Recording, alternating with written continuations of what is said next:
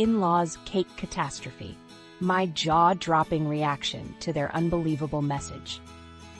At first glance, my mother-in-law seemed as happy to see me as I was to see her. And why not? It's not every day that two families come together to celebrate a beautiful milestone in the marriage of their loved ones. My anniversary was a day I had been waiting for, a day filled with joy and love. But that all changed when I cut into the cake. I mean, who can resist the allure of a beautifully decorated delight? The smooth chocolate frosting, the crunchy sprinkles, it all looked like the perfect combination to satisfy my sweet tooth. But little did I know, mother-in-law had another idea in mind. Right there on top of the cake, sitting proudly in bold, elegant frosting, the word, "Cheers to 365 days of gold digging."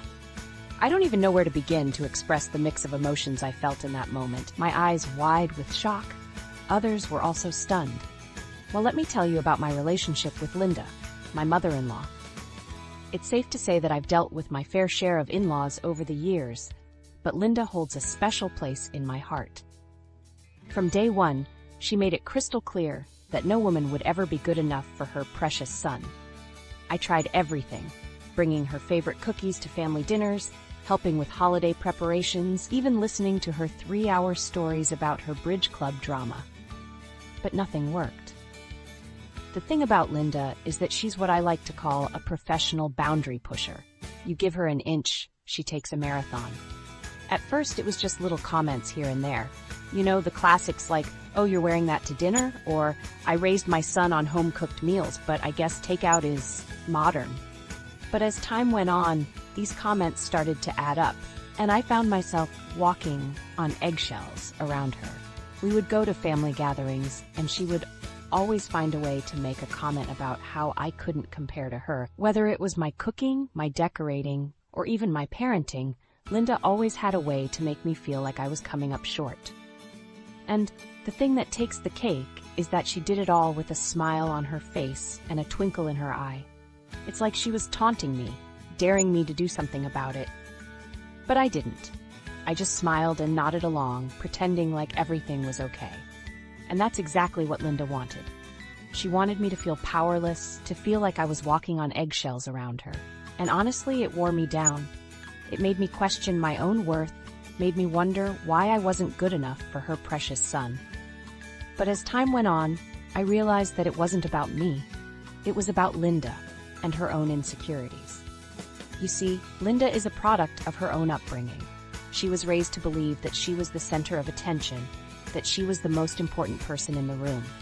And as a result, she's developed this need for validation, this need to always be the one in control. But what she doesn't realize is that this behavior is not only hurtful, but it's also toxic. It's like a poison that spreads throughout the family, infecting everyone around her. As I look back on our relationship, I realized that I was trapped in a cycle of compliance. I was so desperate to please Linda, to make her happy, that I forgot about my own needs.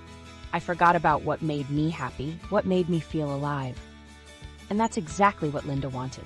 She wanted me to be so consumed by her, so desperate to please her, that I would forget about myself. But I'm done with that. I'm done playing Linda's game. I'm done being her puppet. From now on, I'm taking back control of my life. I'm taking back my happiness. And if Linda doesn't like it, well, that's not my problem. Our first anniversary was supposed to be special. We had big plans. A beautiful party at our favorite restaurant, invited close friends and family, spent weeks coordinating everything, the decorations, the menu, the music. The cake was meant to be the centerpiece, a gorgeous 3-tier masterpiece with a simple, sweet message that would capture the love and happiness we shared. We had envisioned the perfect surprise, something that would make this milestone anniversary one to remember. But when they brought out the cake, I felt like my heart had just dropped to my stomach. There it was, in perfect cursive writing. Cheers to 365 days of gold digging. The room went silent.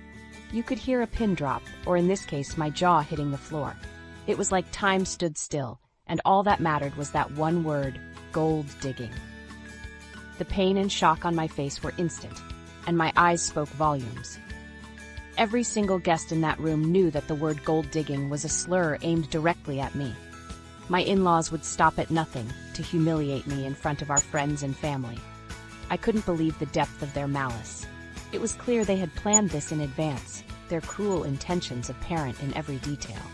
As the moment hung in the air, I could feel my eyes growing wider and my lips parting in horror. I couldn't process what was happening, or how my in-laws could be so heartless. They stood there with smug smiles on their faces, enjoying the pain they had caused. The memory of that moment has been etched in my mind forever. Our friends and family stepped in delicately, trying not to take sides. Some laughed awkwardly, trying to diffuse the tension, while others exchanged awkward glances. It was like the whole room was thinking the same thing. Why are they so cruel? I was left with a scorched feeling like my reputation had been forever tarnished. In that instant, our anniversary party turned into a nightmare. A day we had hoped would be a special celebration of our love turned into a humiliating ordeal. It was a painful reminder of the resentment and disdain that had been simmering beneath the surface all along, and all I could think was, how could they do this to me? I looked across the room and there was Linda, sporting this little smirk like she'd just won an Oscar for Best Performance in a Family Drama. My husband James immediately confronted her. "Mom, what did you do?" he demanded. The room grew silent, with all eyes on the pair. And her response? "Oh, you're gonna love this. It's just a joke, sweetie. Everyone knows she married you for your success," Linda said with a chuckle. "I'm just saying what everyone's thinking." Her nonsensical statement hung in the air, leaving James and me both taken aback. I couldn't help but feel my eyes widen in shock at her audacity. What made her think it was okay to comment on the specifics of our relationship like that? Meanwhile, I was still reeling from the stunt Linda had just pulled. Why would she risk causing such a scene, especially on our special day? The love and joy that filled the room just moments before had been replaced by an uncomfortable, forced merriment. Guests began to murmur among themselves, clearly not sure how to react to the family dynamics on full display. As the tension mounted, James took a step closer to his mom, his firm expression a clear signal to everyone present that this wasn't going to be swept under the rug. I wondered what would happen next. Would Linda apologize, or take it further? But this wasn't the first time Linda pulled something like this. Let me take you down memory lane. Remember when I mentioned she's a professional boundary pusher? Well, she once faked a medical emergency during James's first marriage, called his ex-wife crying about chest pains during their vacation in Hawaii. Guess what? She was perfectly fine, just lonely. I still remember the look on James's ex-wife's face when she finally realized it was all just a ruse. The empathy, the concern, it was all so genuine at first, but once the truth came out, it was like a ton of bricks had fallen on her. The marriage ended shortly after. Should have been my red flag, right? But I thought, hey, people can change. Looking back, it's clear that Linda has a knack for manipulating those around her to get what she wants. And what she wants is attention. It's a poisonous behavior that slowly drains the life out of those who care about her. I should have seen the warning signs, but instead, I chose to ignore them. The Hawaii incident was just one example of Linda's pattern of behavior. I've heard stories about her emotional manipulation, her guilt trips, her lies. And now, with this latest incident, I'm starting to realize that I've been living in denial for far too long. James's first marriage was a messy one, and I know he's not proud of the situation, but he learned his lesson, and he's moved on. I, on the other hand, have been stuck in this toxic relationship with Linda for far too long. It's time for me to take a step back and reassess the situation. I remember it like it was yesterday, the special occasion that was supposed to be filled with love, laughter, and joy. Instead, it turned into a moment of utter disaster, a wake-up call for me to realize that some people would never understand the concept of boundaries. The cake message was the last straw. I stood up, grabbed my purse, and said, "Linda, congratulations, you've finally outdone yourself." My voice trembled with indignation and hurt, but inside, I was screaming at the top of my lungs. James backed me up completely. He told her she had crossed a line and needed to apologize. He reminded her that humor, when done right, can be a powerful tool. But in this case, it was a barbed dagger aimed directly at my heart. Her response? "I'm just looking out for my son.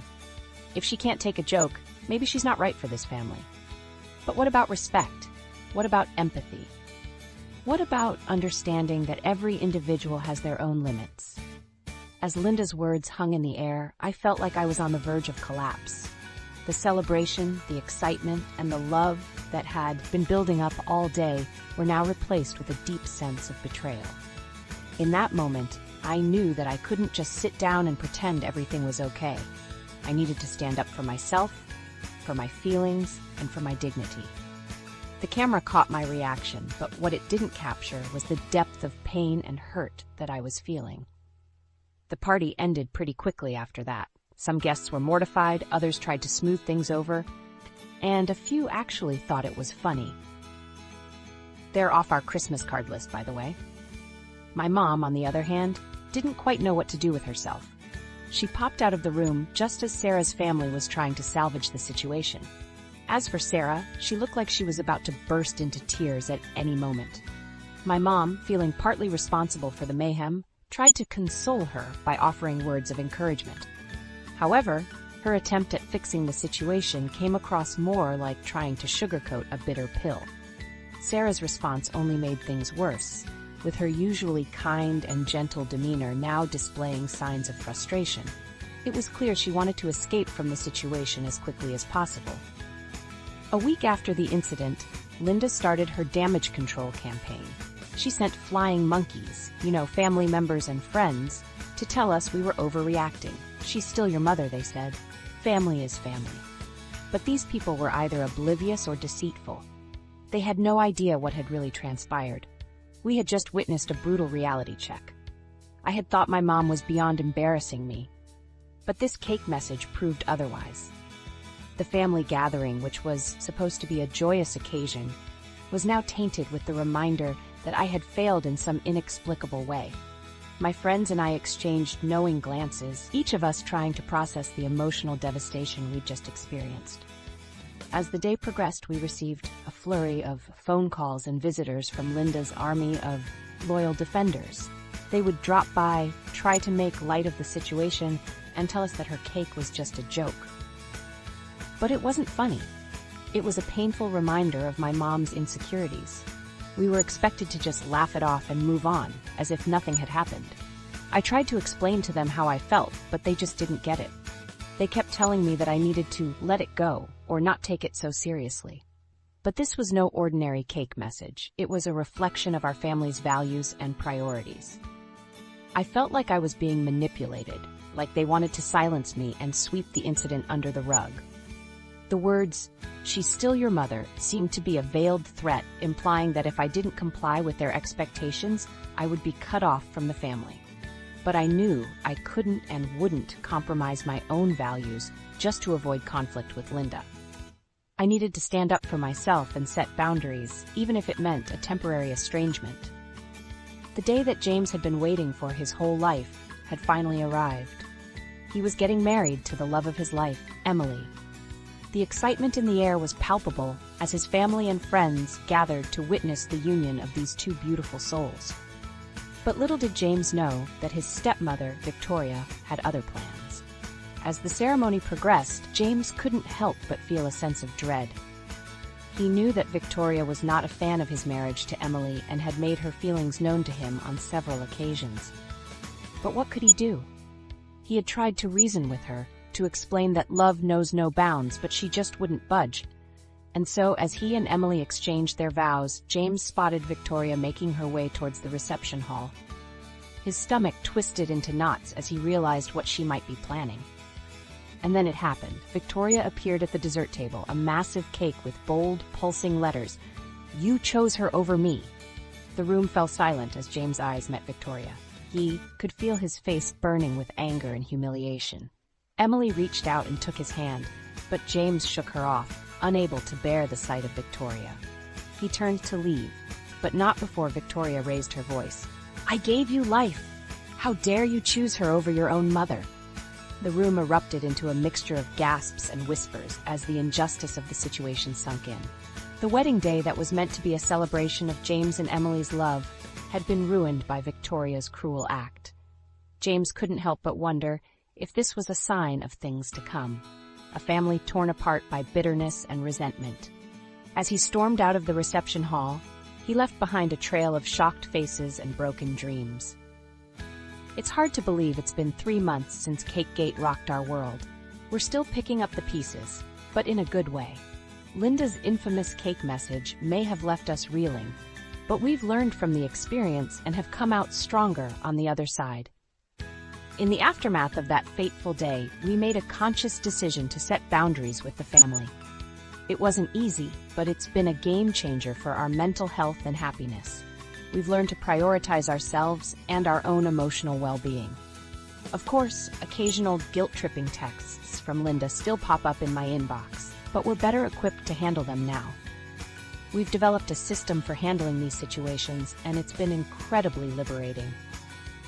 At first, it was tough to say no to Linda's overtures, but we've come to realize that saying yes to our own needs and desires is essential to living a happy and fulfilling life. By setting those boundaries, we've created space for myself and my loved ones to grow and thrive.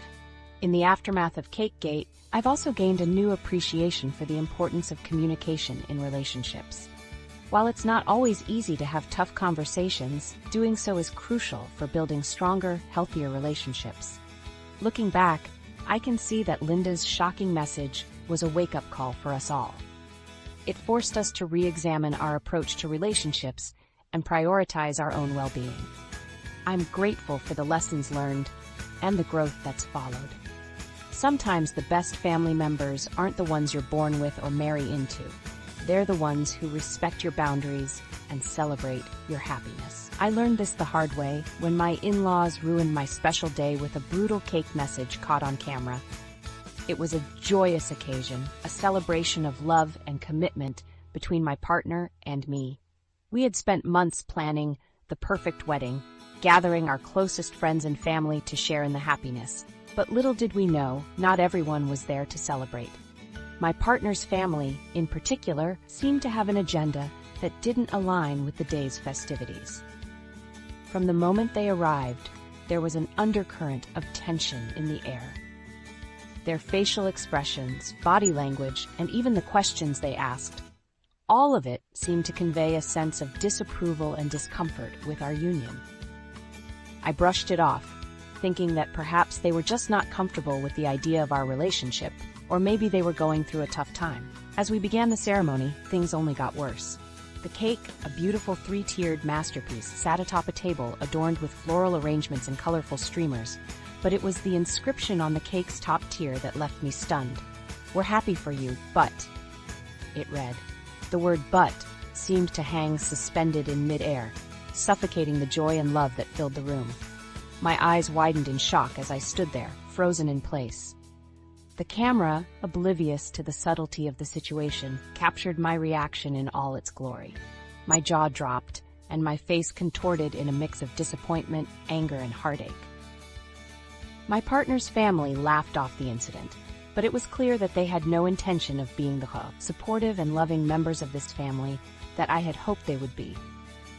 The rest of the day was a blur of awkward conversations and forced laughter. As the night drew to a close, I couldn't help but feel hurt and betrayed by my partner's family. It was as if they had chosen to inscribe a little darkness on the cake, a constant reminder that despite the love and commitment we shared, there were those who were fighting against us. Looking back, it's clear that toxic relationships like this one can be poison for our mental and emotional health. But the lesson I learned from this experience is a powerful one. Sometimes the best response to toxicity is to cut yourself a slice of peace and quiet instead. Surround yourself with people who uplift, support, and celebrate your happiness no matter the cost. As I reflect on that fateful day, I am reminded that sometimes the best family members aren't the ones you're born with or marry into. They're the ones who respect your boundaries and celebrate your happiness. And if that means setting boundaries with the people closest to you, then so be it. Because the peace and quiet that we give ourselves in those moments of self-care are the greatest gifts we can ever receive.